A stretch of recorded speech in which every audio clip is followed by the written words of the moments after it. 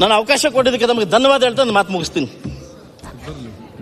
ಈಗ ರಾಜೇಗೌಡ್ರೆ ಅವನು ಶ್ರೀನಿವಾಸ್ 5 ನಿಮಿಷ ಮಾತಾಡಿ ಹೋಗ್ತಾನೆ ಜಾತ್ರಂತೆ. ವಿಶ್ವನಾಥ್ 5 ಮಿನಿಟ್ಸ್ ಅಲ್ಲಿ ಮುಗಿಸಬೇಕು. ನಿಲ್ಲಿ ಏಕೆ ಮಾಡಿ ರವೀಂದ್ರ ಅವರೇ, ಅಲ್ಲಿ ಹರೀಶ್ ಇದ್ದಾರೆ. Wait, next is Harish. Budget ಮೇಲಿನ ಚರ್ಚೆಗೆ ಅವಕಾಶ ಕೊಟ್ಟಿದ್ದಕ್ಕೆ ನಮಗೆ ಧನ್ಯವಾದಗಳನ್ನು ಸಮರ್ಪಿಸುತ್ತಾ, ಉರಿಯುವವರು ಉರಿಯಲಿ, ಕುದಿಯುವವರು ಕುದಿಯಲಿ. ಏಕೆಂದರೆ ಕುದಿಯುವವರು ಆವಿ ಆಗ್ತಾರೆ, ಉರಿಯುವವರು ಬೂದಿ ಆಗ್ತಾರೆ ಎಂತಕ್ಕಂಥ ಸಿದ್ದೇಶ್ವರ ಸ್ವಾಮಿಗಳ ಒಂದು ವಾಣಿಯನ್ನು ಸದನದಲ್ಲಿ ಸ್ಮರಿಸುತ್ತಾ, ರಾಷ್ಟ್ರಕವಿ ಕುವೆಂಪುರವರ ಸರ್ವ ಜನಾಂಗದ ಶಾಂತಿಯ ತೋಟ ಎಂಬ ಆಶಯದೊಂದಿಗೆ ನಮ್ಮ ಕರ್ನಾಟಕ ರಾಜ್ಯದ ಮುಖ್ಯಮಂತ್ರಿಗಳಾಗಿರ್ತಕ್ಕಂಥ ಮಾನ್ಯ ಸಿದ್ದರಾಮಯ್ಯ ಸಾಹೇಬರು ಸರ್ವ ಜನಾಂಗಕ್ಕೂ ಸರ್ವ ವರ್ಗಕ್ಕೂ ಸಾಮಾಜಿಕ ನ್ಯಾಯವನ್ನ ಕೊಡ್ತಾ ಬಹಳ ದೂರದೃಷ್ಟಿ ಉಳ್ಳಂತಹ ಬಹಳ ಅಭೂತಪೂರ್ವವಾಗಿರ್ತಕ್ಕಂಥ ಸರ್ವಾಂಗೀಣ ಪ್ರಗತಿಗೆ ಪೂರಕವಾಗಿರ್ತಕ್ಕಂಥ ಬಜೆಟ್ ಅನ್ನ ಮಂಡಿಸಿರುವುದಕ್ಕೆ ನಾನು ಅವರಿಗೆ ತುಂಬು ಹೃದಯದ ಅಭಿನಂದನೆಗಳನ್ನ ಸಲ್ಲಿಸ್ತಾ, ಮಾನ್ಯ ಸಭಾಧ್ಯಕ್ಷರೇ, ಮಾನ್ಯ ಮುಖ್ಯಮಂತ್ರಿಗಳು ಮಂಡಿಸಿರ್ತಕ್ಕಂಥ ಬಜೆಟ್ ಬಹಳ ಈ ರಾಜ್ಯದ ಅಭಿವೃದ್ಧಿಗೆ ಏನು ಒಂದು ಮುನ್ನುಡಿಯನ್ನ ಬರಿಬೇಕು, ಆ ಮುನ್ನುಡಿಯನ್ನ ಬರಿತಾ 16 ವರ್ಷಗಳ ಸುದೀರ್ಘ ಅನುಭವವನ್ನ ಈ ರಾಜ್ಯದ ಅಭಿವೃದ್ಧಿಗೆ ತಮ್ಮನ್ನು ತಾವು ಯಾವ ರೀತಿ ತಮ್ಮ ದೃಷ್ಟಿಕೋನದ ಮುಖಾಂತರ ರಾಜ್ಯವನ್ನು ಅಭಿವೃದ್ಧಿ ಮಾಡಬೇಕು ಅಂತ ಹೇಳಿ ಅವರೇನು ಬಜೆಟ್ ಅನ್ನ ಮಂಡಿಸಿದರೆ ಅದನ್ನ ಸ್ವಾಗತ ಮಾಡ್ತಾ, ಕಳೆದ ಸರ್ಕಾರ, ನಮ್ಮ ಸರ್ಕಾರ ಬರಲಿಕ್ಕೆ ಮುಂಚೆ ನಾನು SK ಪ್ರಿಪೇರ್ ಆಗಿ ಬಂದಿದ್ದೆ. ತಾವು ಸಮಯದ ಅವಕಾಶ ಕಡಿಮೆ ಅಂತ ಹೇಳಿದ್ದೀರಾ.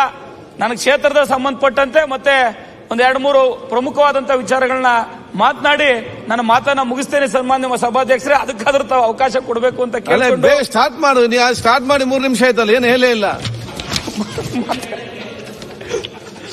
ಮಾನ್ಯ ಸಭಾಧ್ಯಕ್ಷರೇ, ನಾನು ಮೀಸಲು ವಿಧಾನಸಭಾ ಕ್ಷೇತ್ರವನ್ನ ಪ್ರತಿನಿಧಿಸಿರ್ತಕ್ಕಂಥ ಶಾಸಕ.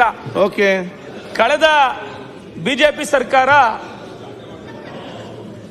ಏನು ಸಮಾಜ ಕಲ್ಯಾಣ ಇಲಾಖೆಯಲ್ಲಿ ಎಲ್ಲ ವಿಧಾನಸಭಾ ಕ್ಷೇತ್ರಗಳ ಅಭಿವೃದ್ಧಿಗೆ ಅನುದಾನವನ್ನ ಕೊಡ್ತಕ್ಕಂಥ ಕೆಲಸ, ವಿಶೇಷವಾಗಿ ಪ್ರಗತಿ ಕಾಲೋನಿಗೆ ಅನುದಾನವನ್ನೇ ಕಳೆದ 3.5 ವರ್ಷಗಳ ಕಾಲ 1 ರೂಪಾಯಿ ಅನುದಾನವನ್ನ ಕೊಡ್ಲಿಲ್ಲ. ಮಾನ್ಯ ಸಭಾಧ್ಯಕ್ಷರೇ, ಸಮಯ ಇದ್ದಿದ್ರೆ ಅಂಕಿಅಂಶಗಳನ್ನು ನಾನು ಕೊಡ್ತಾ ಇದ್ದೆ ಸಭಾಧ್ಯಕ್ಷರೇ. ಆದ್ರೆ ನಮ್ಮ ಸರ್ಕಾರ ಬಂದ ಮೇಲೆ ಮಾನ್ಯ ಮುಖ್ಯಮಂತ್ರಿಗಳು, ಸಂಬಂಧಪಟ್ಟಂತ ಸಚಿವರಾದಂತ ಮಾದೇವಪ್ಪನವರು ಸುಮಾರು 559 ಕೋಟಿಗಳ ಅನುದಾನವನ್ನ ಪರಿಶಿಷ್ಟ ಜಾತಿ ಕಾಲೋನಿಗಳ ಅಭಿವೃದ್ಧಿಗೆ, ಆ ಜನಾಂಗ ಇವತ್ತು ನನ್ನ ವಿಧಾನಸಭಾ ಕ್ಷೇತ್ರದಲ್ಲಿ 100 ಕಾಲೋನಿಗಳು ಇನ್ನೂ ಅಭಿವೃದ್ಧಿ ಆಗಿಲ್ಲ ಅಧ್ಯಕ್ಷರೇ. ಮೂಲಭೂತ ಸೌಕರ್ಯಗಳೇ ಇಲ್ಲ.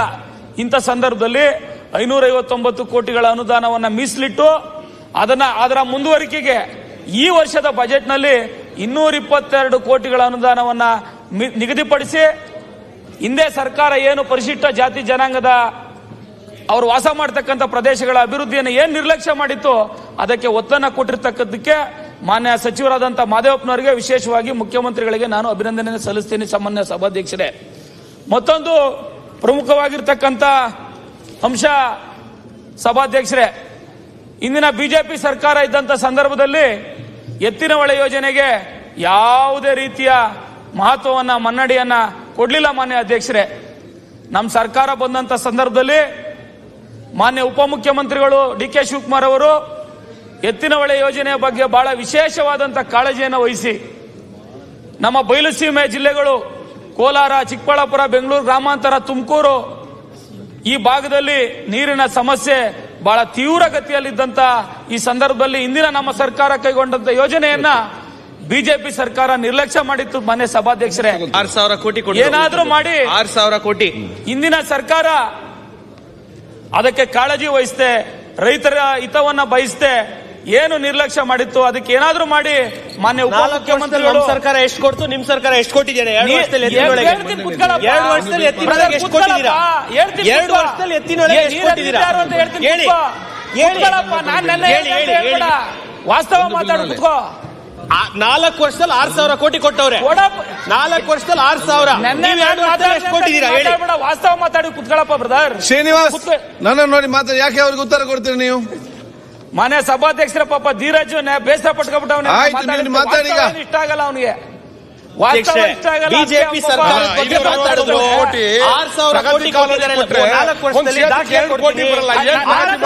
ಕೊಟ್ಟಿದ್ದಾರೆ.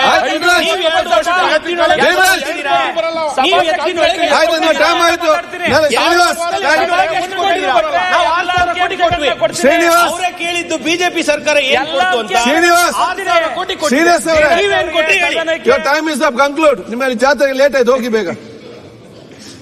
ಸಭಾಧ್ಯಕ್ಷರೇ ಧೀರಜ್ ನನ್ನ ಟೈಮ್ ಟೈಮ್ ಆಯ್ತು. ಈಗ ಜಾತ್ರೆಗೆ ಹೋಗ್ಲಿಕ್ಕೆ ಉಂಟು, 5 ನಿಮಿಷ ಮಾತಾಡಿ ಇಲ್ಲಿ ಬಂದು ಅಲ್ಲಿ ಬೇರೆ ಆ ಕಡೆ ಮಾತಾಡಿಕೊಂಡು ಹೋದ್ರೆ ಆಗುದಿಲ್ಲ. ನೀವು ಅಲ್ಲಿ ಲೇಟ್ ಆಗ್ತಿದೆ, ಬೇಗ ಹೋಗಿ ಮುಗಿಸಿ. 2 ಮಿನಿಟ್ಸ್ ಕೊಡ್ತಾರೆ ಲಾಸ್ಟ್, ಕನ್ಕ್ಲೂಡ್ ಮಾಡಿ.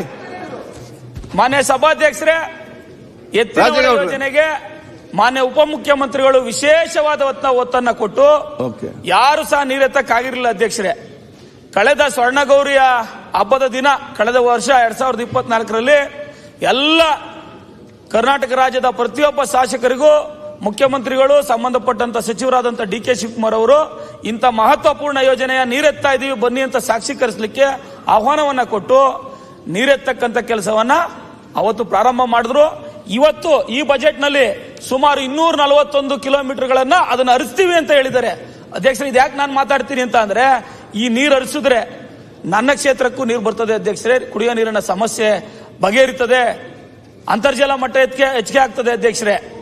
ಇದನ್ನ ಸದನಕ್ಕೆ ಯಾವ ಯೋಜನೆಯನ್ನ ನಿರ್ಲಕ್ಷ್ಯ ಮಾಡಿದ್ರು ಬಿಜೆಪಿ ಸರ್ಕಾರ, ರೈತರ ಹಿತವನ್ನ ಹೆಂಗೆ ಅವರು ರೈತರ ವಿಚಾರದಲ್ಲಿ ಅಸಡ್ಡೆ ತೋರಿತು ಸರ್ಕಾರ. ಆದ್ರೆ ನಮ್ಮ ಸರ್ಕಾರ ಬಯಲು ಸೀಮೆಯ ಅಭಿವೃದ್ಧಿಗೆ, ಬಯಲು ಸೀಮೆಯ ಜನತೆಯ ಕುಡಿಯ ನೀರಿನ ಸಮಸ್ಯೆಗೆ ಶಾಶ್ವತವಾಗಿ ಪರಿಹಾರನ ಒದಗಿಸಲಿಕ್ಕೆ ಒಂದು ಮಹತ್ವಪೂರ್ಣವಾದಂತಹ ಯೋಜನೆಗೆ ನೀರನ್ನ ಹೊರತಕ್ಕಿ ಒಂದು ಯಶಸ್ಸಿನ ಹೆಜ್ಜೆಯನ್ನ ಇಟ್ಟಿರ್ತಕ್ಕಂಥ ನಮ್ಮ ಸರ್ಕಾರ ಅಂತ ಹೇಳಲಿಕ್ಕೆ ನನಗೆ ಹೆಮ್ಮೆ ಅನಿಸ್ತದೆ. ಇದಕ್ಕೆ ಮುಖ್ಯಮಂತ್ರಿಗಳನ್ನ, ಉಪಮುಖ್ಯಮಂತ್ರಿಗಳನ್ನ ಅಭಿನಂದಿಸಿ, ಇನ್ನೊಂದು ಅಧ್ಯಕ್ಷರೇ, ನಾನು ಮತ್ತೊಂದು ವಿನಂತಿಯನ್ನ ಮಾಡ್ತೇನೆ. ನನ್ನ ಕ್ಷೇತ್ರದ ಕುಡಿಯೋ ನೀರಿಗೆ ಅಷ್ಟೇ ಸೀಮಿತವಾಗಿರ್ತಕ್ಕಂಥ ಈ ಯೋಜನೆಯನ್ನ ಮುಂದಿನ ದಿನಗಳಲ್ಲಿ 1-2 ಹೋಬಳಿ ಬರ್ತವೆ ಅಧ್ಯಕ್ಷರೇ. ಮಣ್ಣೆ ಕೆರೆ ಇದೆ ಅಧ್ಯಕ್ಷರೇ, ಆ ಮಣ್ಣೆ ಕೆರೆಗೆ ಅಂತರ್ಜಲ ವೃದ್ಧಿ ಮಾಡಲಿಕ್ಕೆ ಈ ಯೋಜನೆಯಿಂದ ಅನುದಾನವನ್ನ ಮುಂದಿನ ದಿನಗಳಲ್ಲಿ ಒದಗಿಸಿ ಆ ಯೋಜನೆಯನ್ನ ಮಾಡಿಕೊಡ್ಬೇಕು ಅಂತ ಹೇಳಿ ನಾನು ಮುಖ್ಯಮಂತ್ರಿಗಳಲ್ಲಿ, ಮಾನ್ಯ ಜಲಸಂಪನ್ಮೂಲ ಸಚಿವರಾದಂಥ ಡಿ.ಕೆ. ಶಿವಕುಮಾರ್ ಅವರಲ್ಲಿ ವಿನಂತಿಯನ್ನ ಮಾಡ್ತೇನೆ ಅಧ್ಯಕ್ಷರೇ. ಇದರ ಜೊತೆಯಲ್ಲಿ ಅಧ್ಯಕ್ಷರೇ, ಇವತ್ತು ನನ್ನ ಕ್ಷೇತ್ರ ಬೆಂಗಳೂರಿಗೆ ಬಹಳ ಹೊಂದ್ಕೊಂಡಿರ್ತಕ್ಕಂಥ ಕ್ಷೇತ್ರ. ಇವತ್ತು ಬೆಂಗಳೂರು ಅಭಿವೃದ್ಧಿ ಆದಷ್ಟು ಸಮಸ್ಯೆಗಳು ಜಾಸ್ತಿ ಆಗ್ತಾ ಇದೆ. ಬೆಂಗಳೂರು ಅಭಿವೃದ್ಧಿ ಆದಷ್ಟು ಸಂಚಾರ ದಟ್ಟಣೆ ಬಹಳ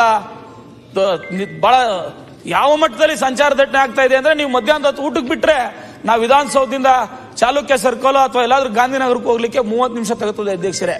ಇಂಥ ಸಂದರ್ಭದಲ್ಲಿ ಟನಲ್ ಪೂರ್ವ ಪಶ್ಚಿಮ ಮತ್ತೆ ಉತ್ತರ ದಕ್ಷಿಣ ಇದಕ್ಕೆ 40,000 ಕೋಟಿಯನ್ನ ಒಂದು ಯೋಜನೆಯನ್ನ ತೆಗೆದುಕೊಳ್ಳಲಿಕ್ಕೆ ನಮ್ಮ ಸರ್ಕಾರ 19,000 ಕೋಟಿಯ ಗ್ಯಾರಂಟಿಯನ್ನ ನೀಡಿರ್ತಕ್ಕಂಥದ್ದು ಬಹಳ ಅಭೂತಪೂರ್ವವಾಗಿರ್ತಕ್ಕಂಥ ಒಂದು ನಿರ್ಧಾರ ಅಂತಕ್ಕಂಥದ್ದನ್ನ ನಾನು ಈ ಸಂದರ್ಭದಲ್ಲಿ ಹೇಳಬೇಕಾಗ್ತದೆ ಅಧ್ಯಕ್ಷರೇ.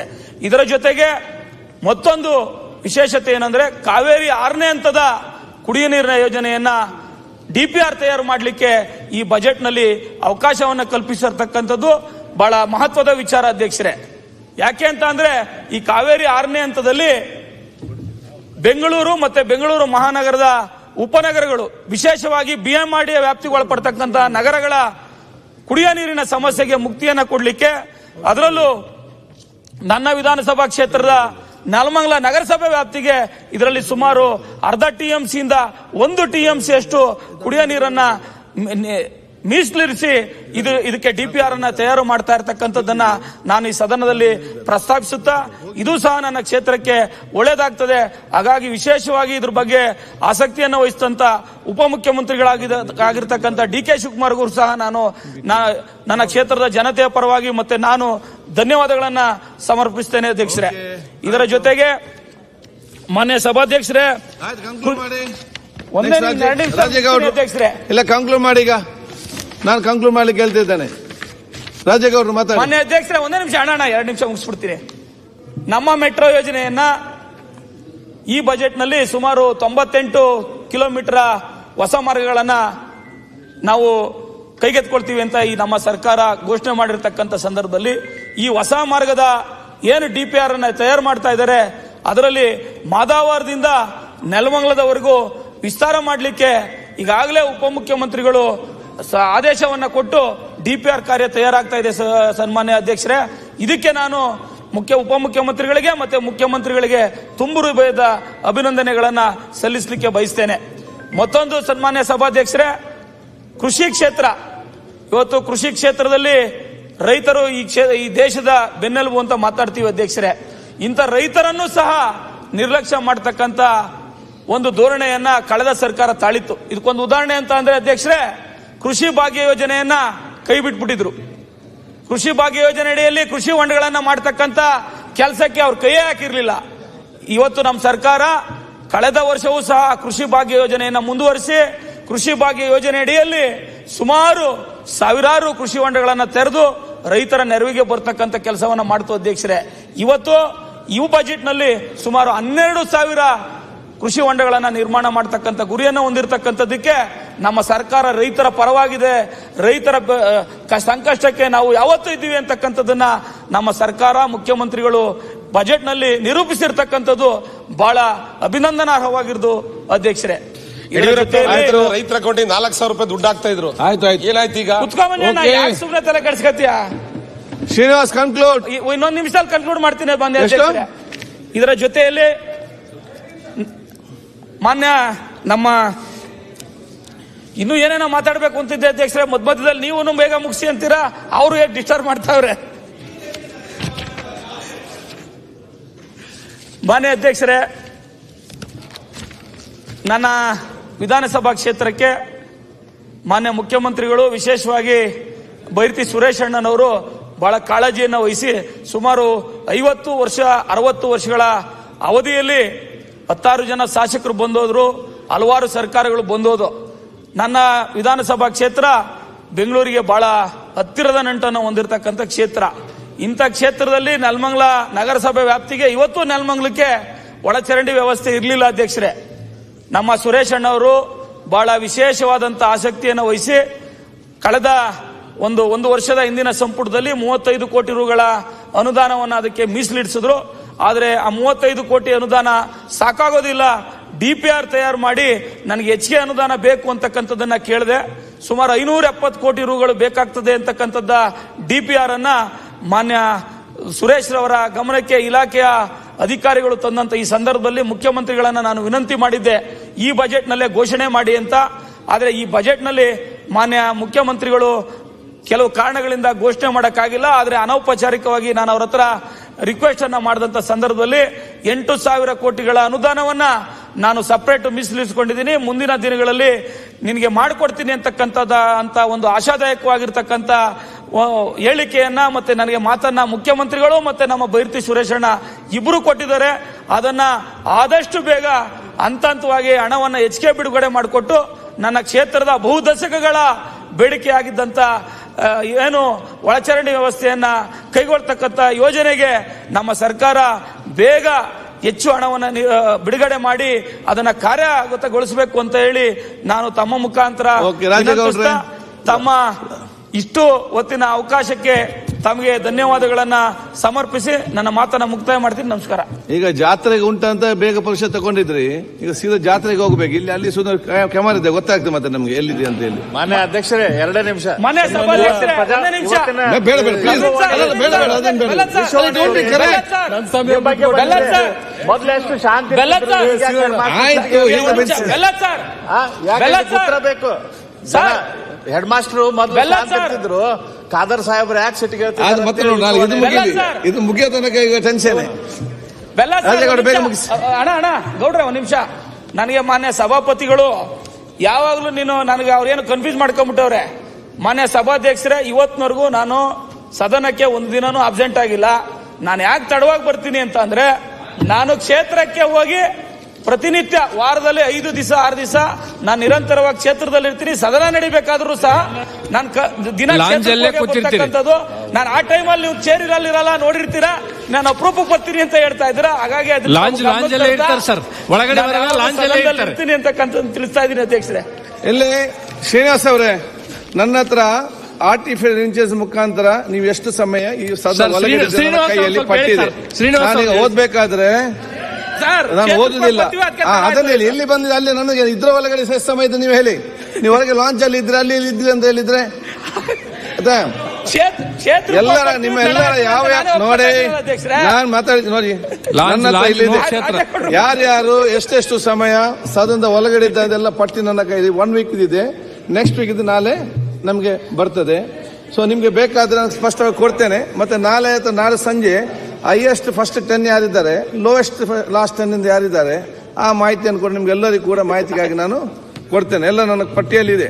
5 ದಿವಸ 1 2 3 4 ಅಂದ್ರೆ ದಿವಸಕ್ಕೆ 8 ಗಂಟೆ 48. ನೀವು ಎಷ್ಟು ಟೈಮ್ ಇದೆ ಅಂತ ಗೊತ್ತಾಗ್ತದೆ. ಇದು ನಮಗೆ ಗೊತ್ತಿರ್ಲಿಲ್ಲ, ಇನ್ಮೇಲೆ ಕರೆಕ್ಟ್ ಆಗಿ ಗೊತ್ತೀವಿ. ನಮ್ಮ ದಯಮಾಡಿ ನಿಮ್ದು ಬೇಕಾದ್ರೆ ಹೇಳ್ತೇನೆ.